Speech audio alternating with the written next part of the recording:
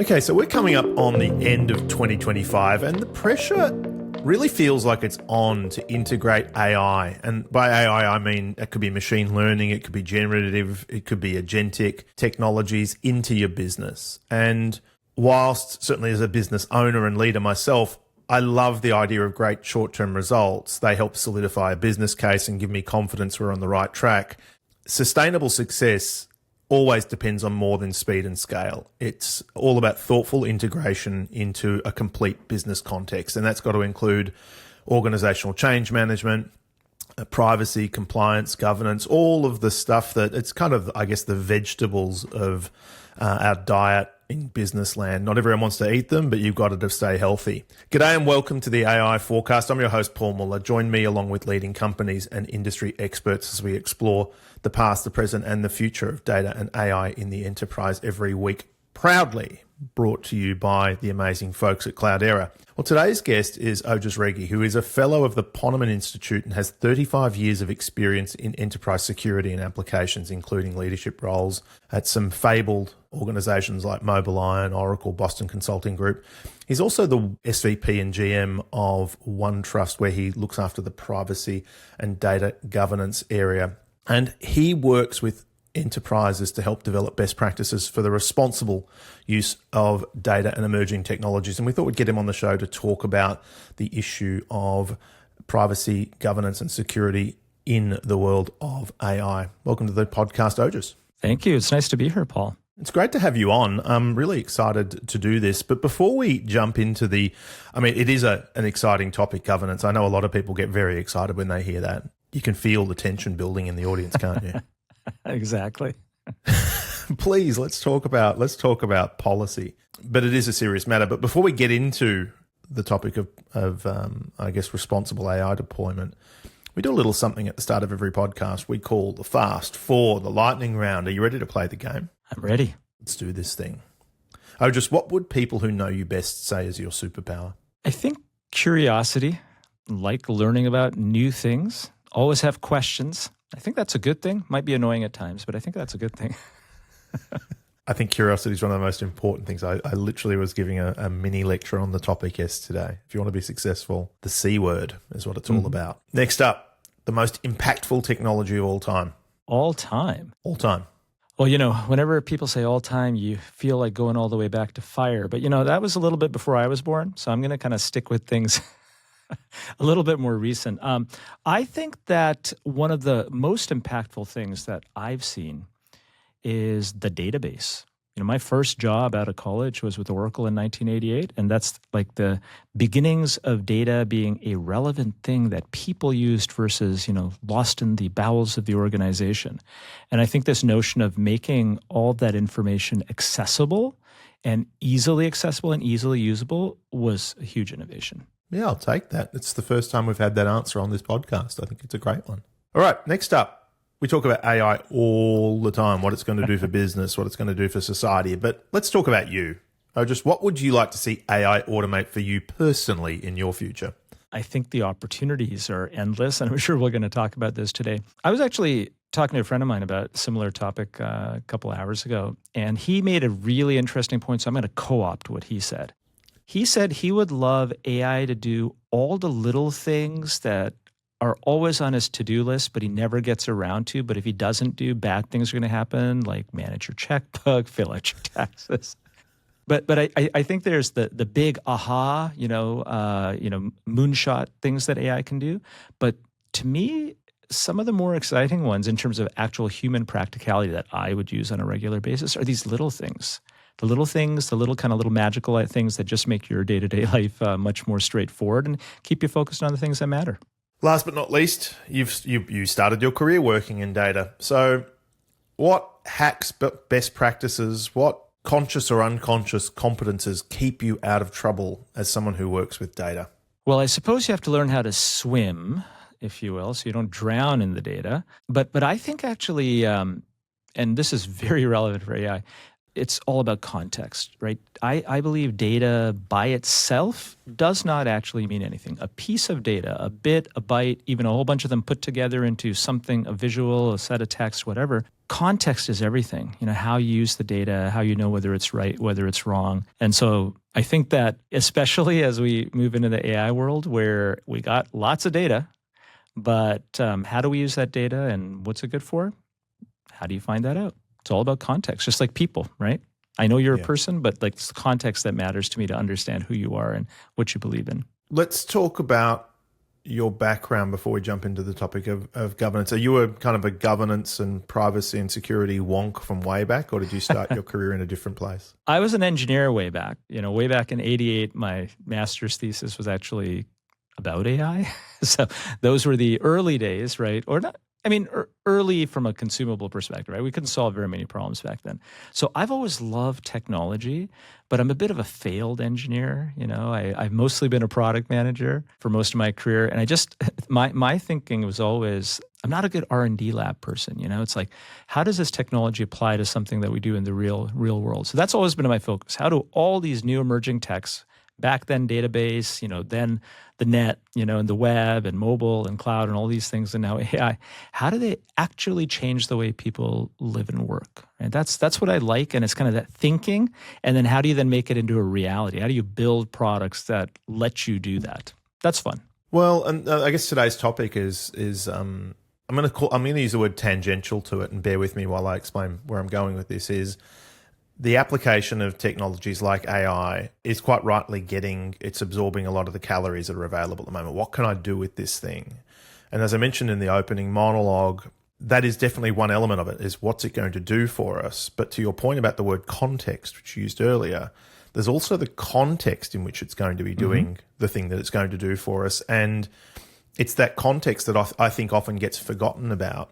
I want an AI to create a document for me, or generate an image, or I want it to participate in this agentic automation process, and we focus on the outcome. But it seems like topics like privacy, governance, and security get short shrift, especially amongst the more engineering-oriented folks who want to make the bright, shiny toy do the thing, and governance and privacy and security seem decelerative compared to the accelerative capabilities that they're trying to deploy. How do you reflect on that?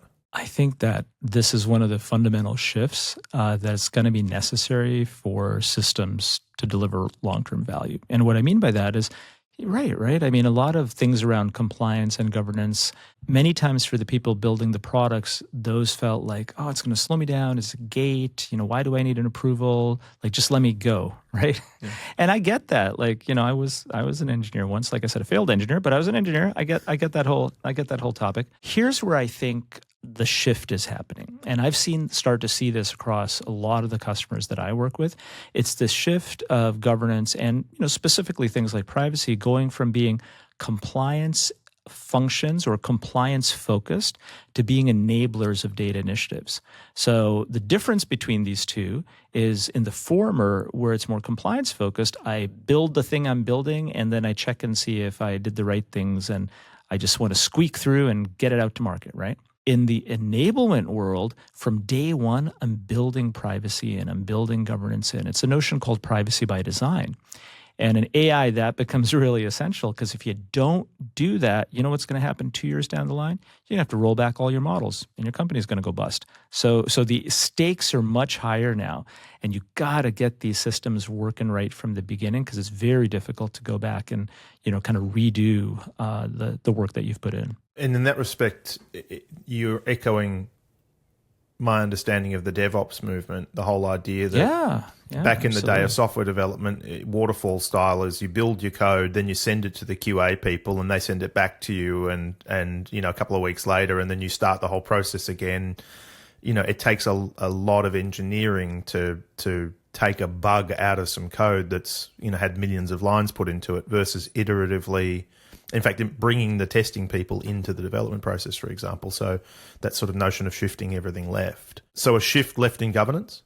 100%. That is the exact right analogy, right? The way I've always looked at it is, and it's perfectly what you said. If the engineer finds a bug, easy to fix, fast. QA finds a bug, yeah, it's still fixable, cost you a little bit more. If the customer finds the bug, then oh my gosh, you've caused pain to the customer, you've damaged their business, and it's really expensive. So, same thing with privacy. If you design it in from the beginning, you're all set to go. If you wait until you launch it and then the system is driving the lending decisions for 1 million people and you realize there's bias built in and people who shouldn't get loans got loans and people who should get loans did not, that's pain. Right. So the notion of governance and privacy being an example of that built in from day one is exactly the same analogy that you just used for DevOps. So let's talk then about, because this, as I say, it's kind of like the vegetables of your diet. We know we should eat it. Why do you think we struggle so much to bring those processes in early? Because, I don't think anyone's ever heard the phrase, I'm from governance, I'm here to help. Do you know what I mean? Or if they have, no one's believed it. You tend to leave them out of the meeting, right? Because they've sort of perceived, a bit like cybersecurity is the department of no. The safest thing we could do is not do anything. This is, I think, the cultural shift that's starting to happen now. We're still at the beginning of it, and not all companies are there. But I'll give an example. There's one company that I work with, and what other people would have historically called assessments, which sounds like a gatekeeping function, they now call data enablement plans. And so if you're the data scientist or the person driving the initiative, it makes sense to you that you should have an enablement plan, right? And that's really what governance is, because what governance is doing is it's saying, hey, as you start down that route, here's a couple of guardrails, right? Just like with a car, there's a couple of guardrails, not going to stop you.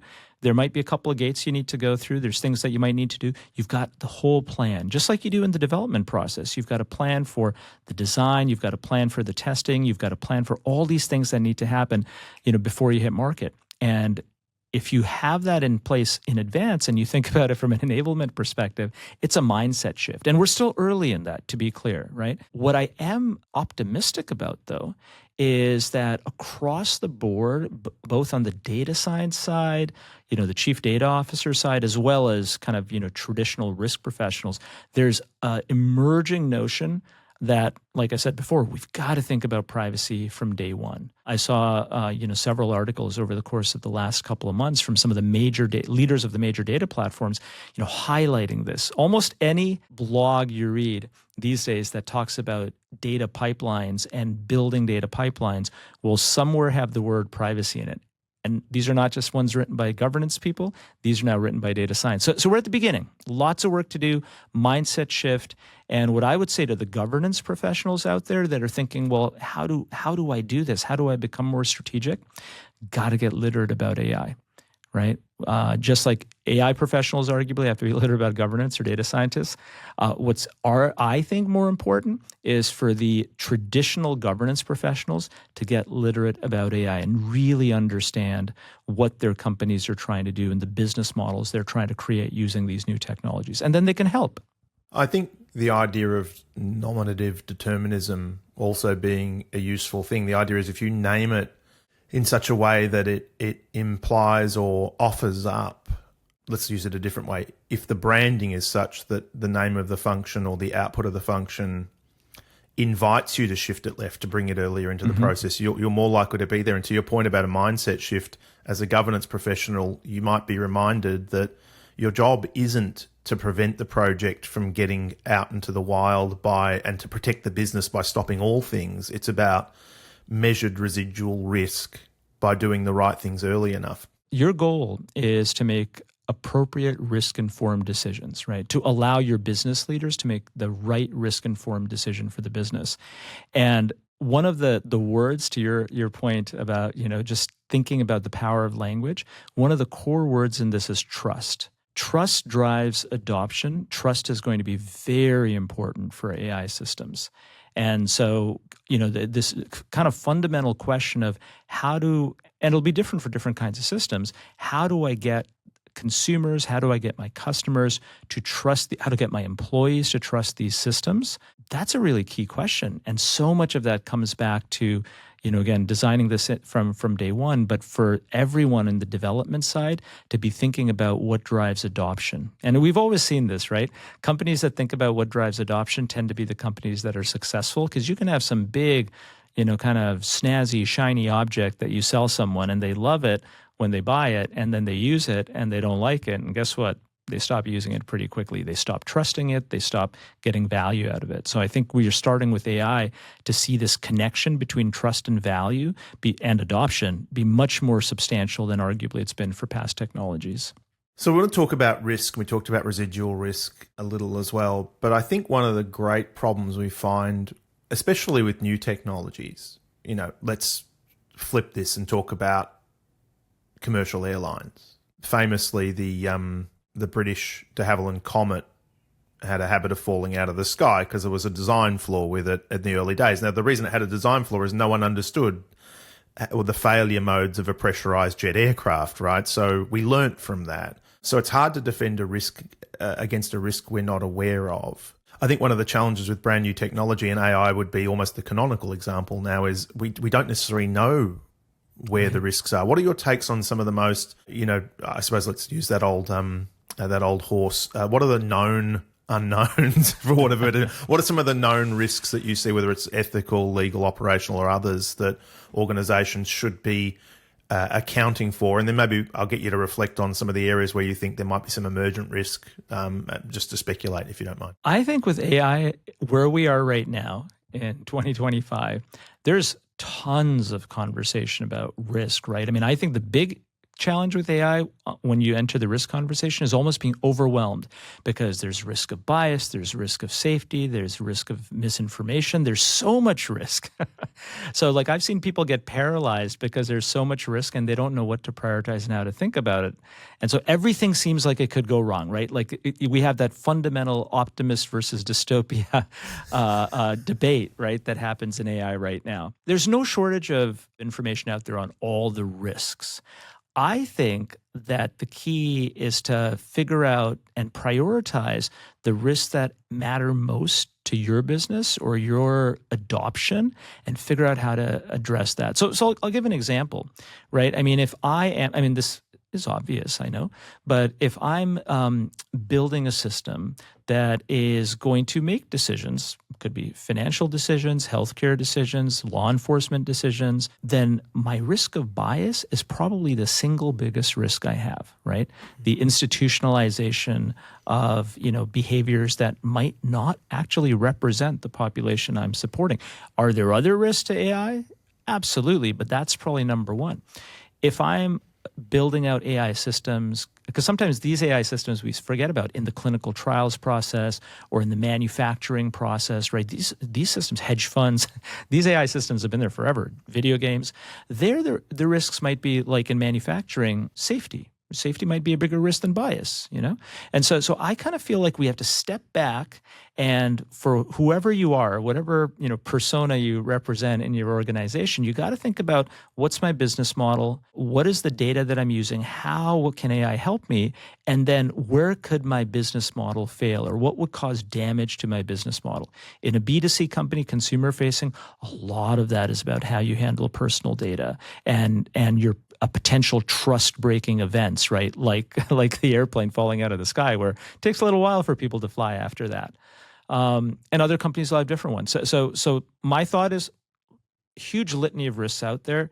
Which ones matter to you in your business? And then how do I address those and knock them off, one by one, instead of trying to do everything? The other thought that I had on the unknown unknowns is that we're only going to find those through experience. Like, we could sit around a table and try to predict what the risks will be. We'll all get it right. We'll all get it wrong. It'll be all over the map, and then new things will pop up that we never thought of. And it comes back a little bit to our conversation on DevOps. Cycle. This is where agility is really key. You do something, you learn. You do something, you learn. Oh my gosh, new risk. What do we do about that? And so this is where the long-scale processes of the past of developing and deploying AI systems or any kind of technology system, those go away. And the nice thing is the technology is there to do it. I was having dinner with a friend of mine last night, and he is building a ton of agents himself, right? And he's relatively, I mean, he's quite technical, but even if he was half as technical as he is, he could still build a lot of what he's building.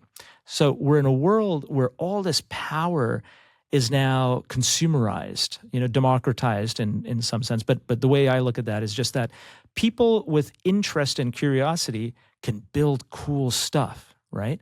So that means that we can have short cycle times to try new things, evaluate them, and move forward. And so if there's any company out there that is building or deploying AI systems with long time frames, I would encourage them to figure out how to chop that one project into 100 projects and learn each time and keep iterating and keep cycling. Otherwise, inevitably, they'll fail.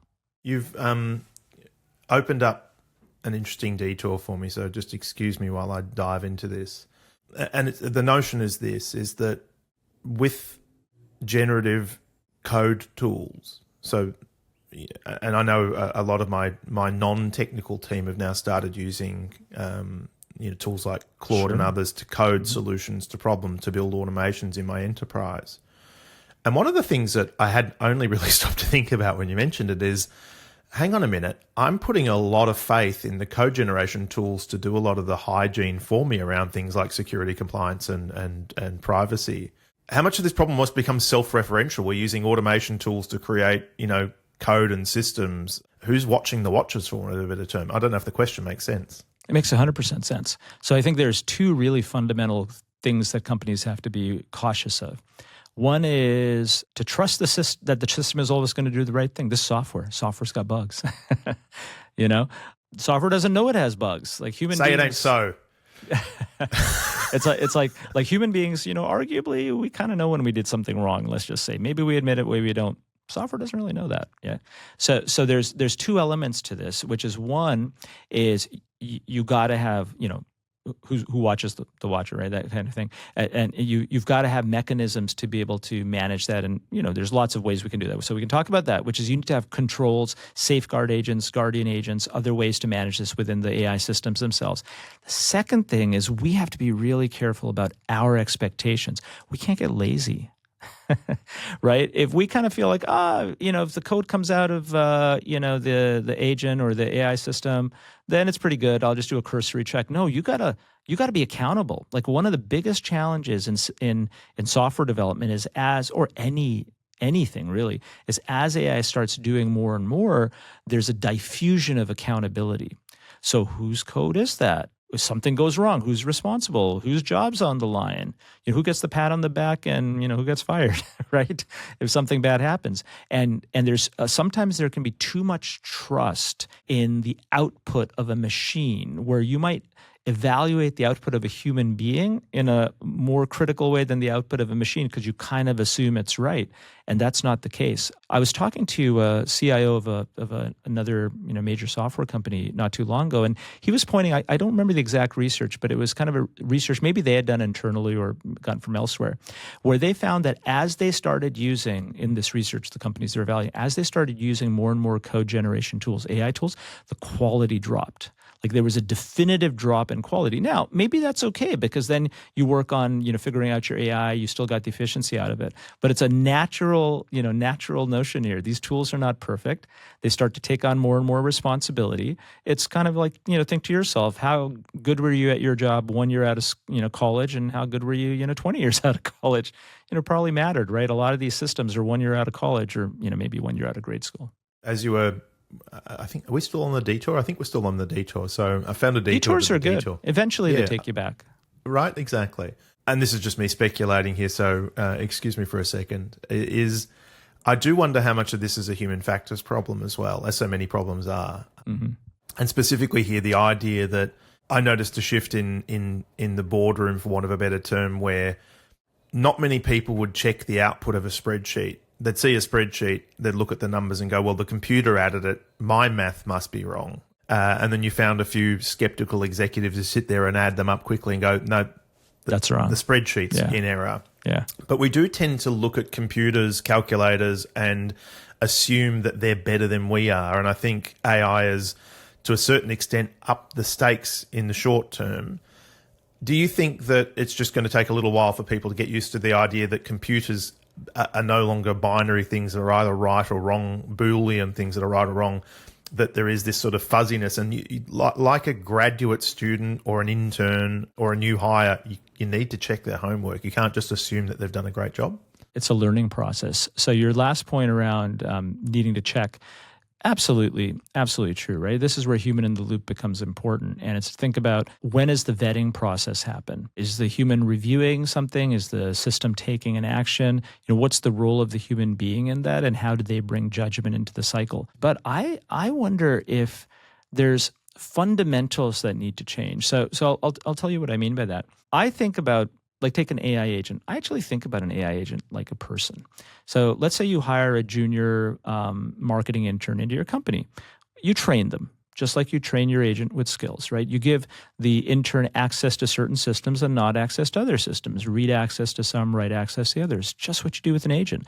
You say this AI agent can access information from the CRM system, but it can't write. It can, read only, not write. Oh, on this system, this little notepad system, it can write, it can do things like there, right? And then the third thing you do is you say to yourself, well, how does it make decisions? And that might get a little complex because these are neural networks, but explainability, transparency becomes pretty important. So the point here is that many of the safeguards that I had when I hire a new employee are similar to the safeguards that I have on agents. And one of those safeguards is always there's a certain distance the AI system can go, and then the human has to be involved. So for a marketing intern, it might be the human has to review the campaign text that you created. Your boss has to review the campaign text, or your boss has to approve your expense report if it's more than $2,000, whatever else it might be. There'll be a different set of things like that for AI, but they might be different. So while I think the analogy is a good one, I also think we're all going to have to rethink in our heads how we confirm the validity of results. We don't have good tools to do that, right? Except for our eyes. How do we know how the system came up with that answer? It can't really explain it to us effectively. So we need new tooling. There's an opportunity here in the startup world for tooling that provides greater explainability into other systems. So it's a little bit of, who watches the Watchmen kind of a thing, but it's something that has not been solved yet. I want to pivot back to where I was going originally, which is I want to talk a little bit about Agentic.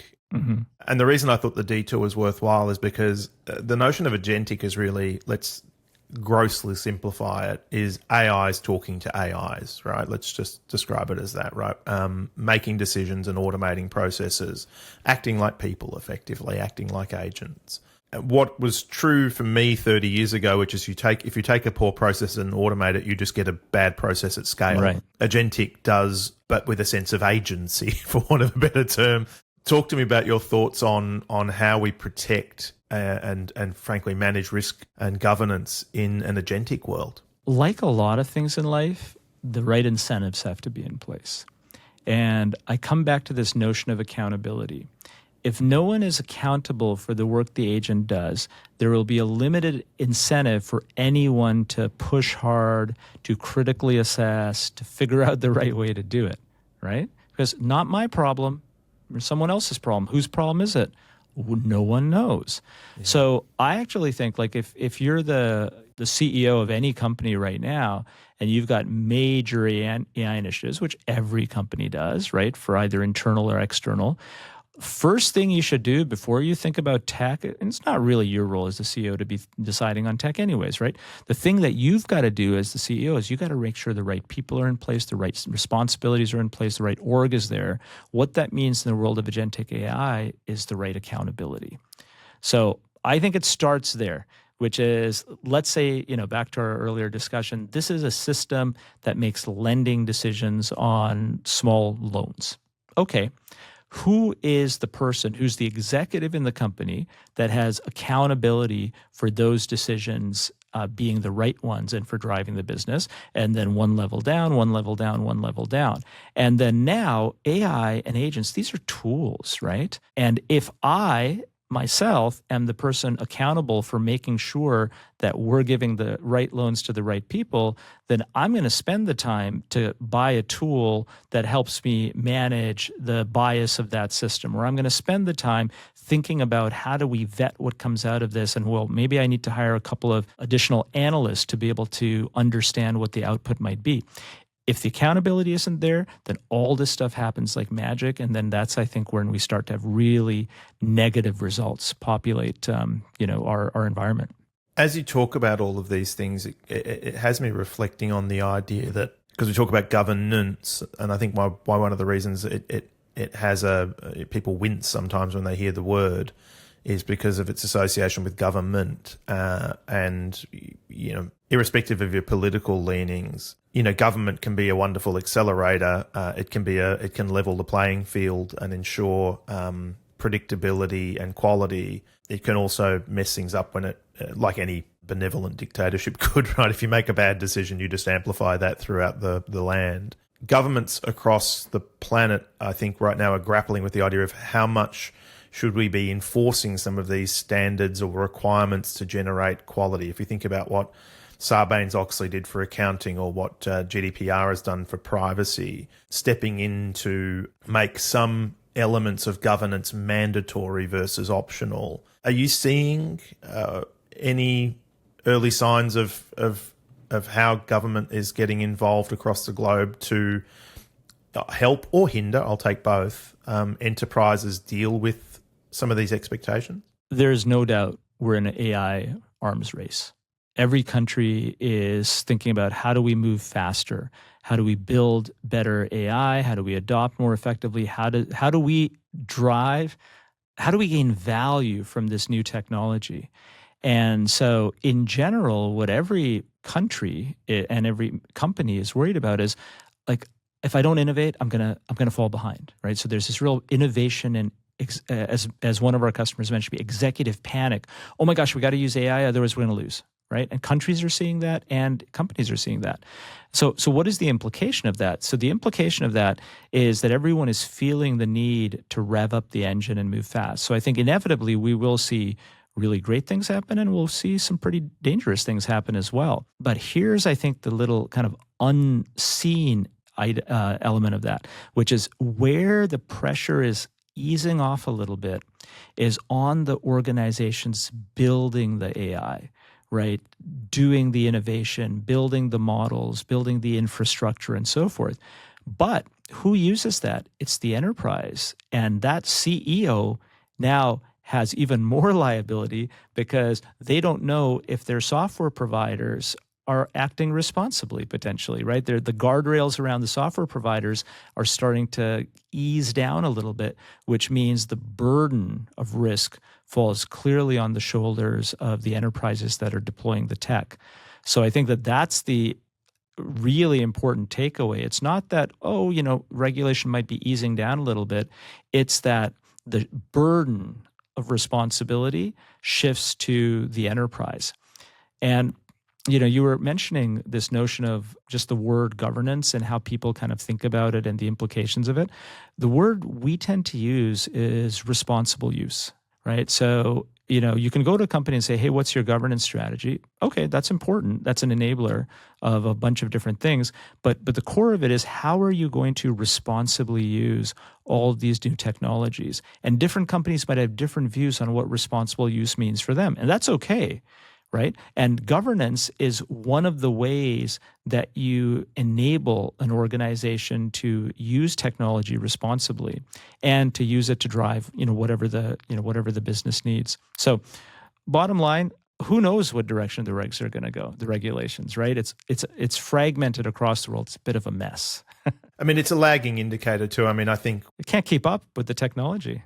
Yeah, well, exactly right. I mean, how do you legislate and create guardrails for a problem that you haven't seen yet? It's impossible without stifling innovation, I would think. Well, and there's another part to it too, which is AI is not some discrete thing, right? This is the foundation. Every single line of code, every single data set you have, every single business process you have is going to be impacted by AI. There will be nothing in the world that is not touched by AI.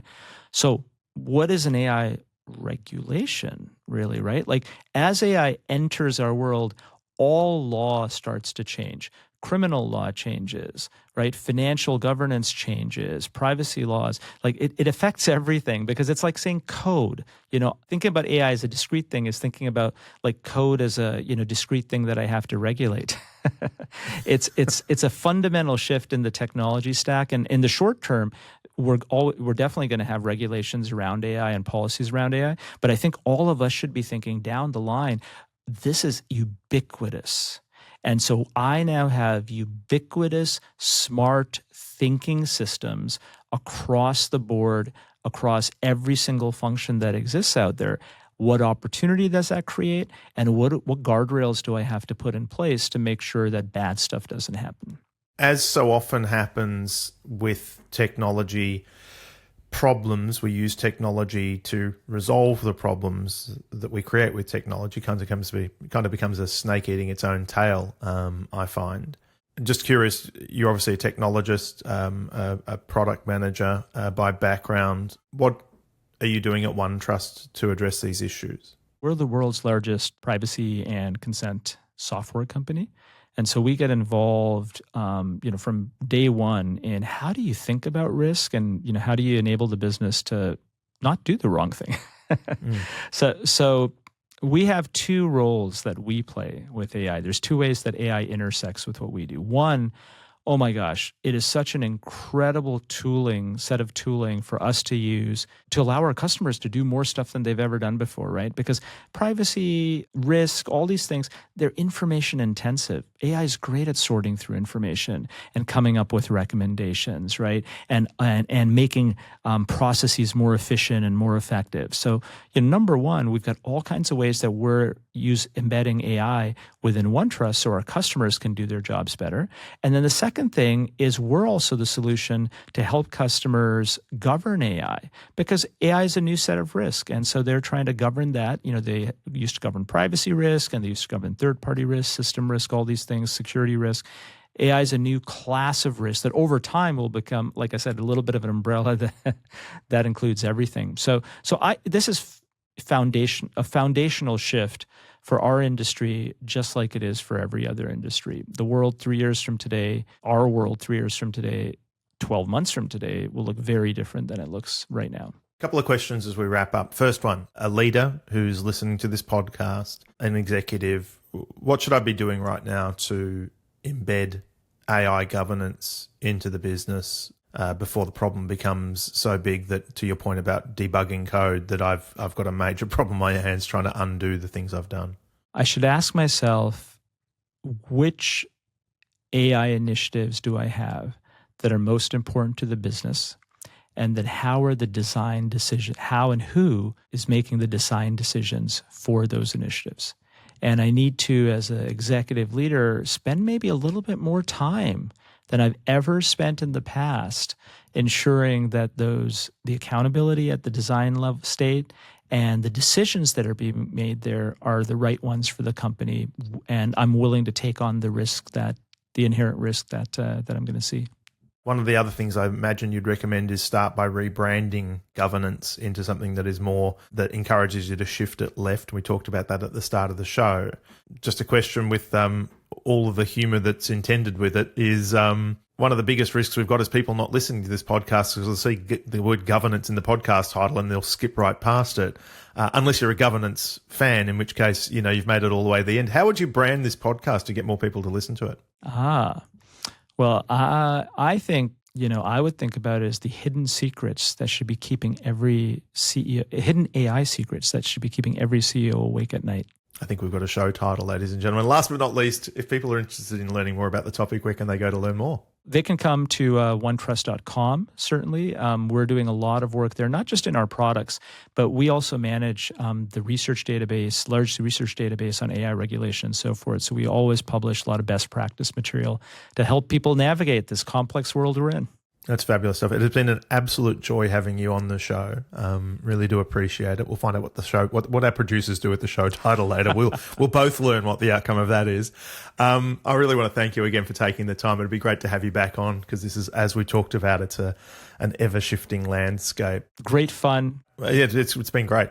That's a wrap, everyone. Leave you all with a question, which is governance leading or lagging when it comes to your AI initiatives? Drop your thoughts or comments into the comments section below, or hit up all of us on LinkedIn. You can use the handle at Cloudera. We'd love to hear your thoughts. And as always, the producers of the show have got a great array of guests coming up. So if you do like what you hear, make sure to like, share, and subscribe with your colleagues so that you and they don't miss a drop. Thank you again to the amazing folks at Cloudera for hosting another episode of the AI Forecast. And thank you all for tuning in. Bye. Forward to seeing you all next week.